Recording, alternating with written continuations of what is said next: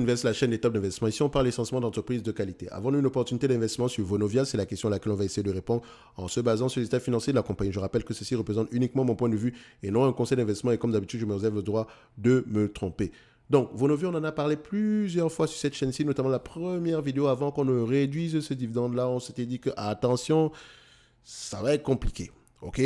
Donc, la deuxième vidéo, je pense qu'on était aux alentours de 24 € par là en objectif ici. Donc, je pense on s'est limité ici à 10 fois ici les FFO. On était même gentil. On avait pris les FFO.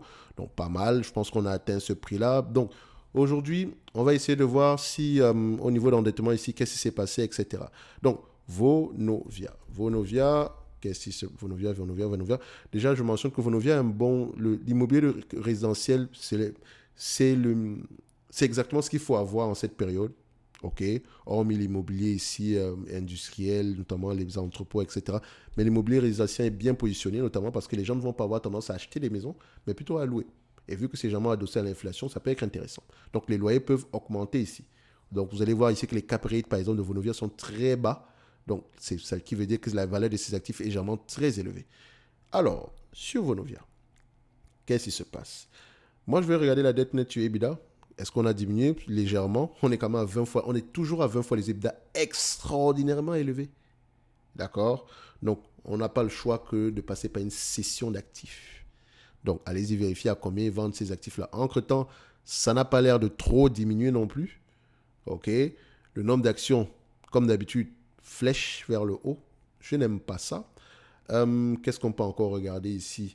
La valeur des actifs tangibles par action ici. En termes de volume déjà, qu'est-ce qu'on a?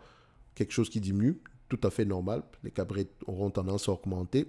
On est à 25 milliards ici aujourd'hui. Si on prend les tangible book value ici, notamment par action, 31 €. Et vous remarquez que vu que le nombre d'actions augmente, la valeur des actifs diminue, ça aura un impact ici sur la valeur des actifs tangibles nets par action. Ce qui veut dire ici que ça se rapproche de plus en plus du 24 € tantôt ici. Donc, on n'est pas à l'abri d'une baisse encore, pour les mois à venir. Donc, on n'est pas à l'abri ici d'une augmentation également du nombre d'actions, etc. Vous avez remarqué que la dette est de plus en plus élevée ici. Donc, le niveau de dividende actuel, peut-être mais est-ce qu'ils ont les moyens de le payer? Oui. Ils ont les moyens de payer ce dividende-ci. S'il reste à ce niveau, ça va, c'est correct. OK. Donc, en termes de valorisation, ici, on va se dire ceci. C'est un business clairement qu'on ne va pas payer à plus de 10 fois les bénéfices. OK. Donc, en date d'aujourd'hui, j'ai pris les FFO, dont j'ai même encore été un peu plus dur que précédemment ici. C'est un business qui est correctement évalué. On va le dire comme ça. On est juste correctement évalué, sans plus.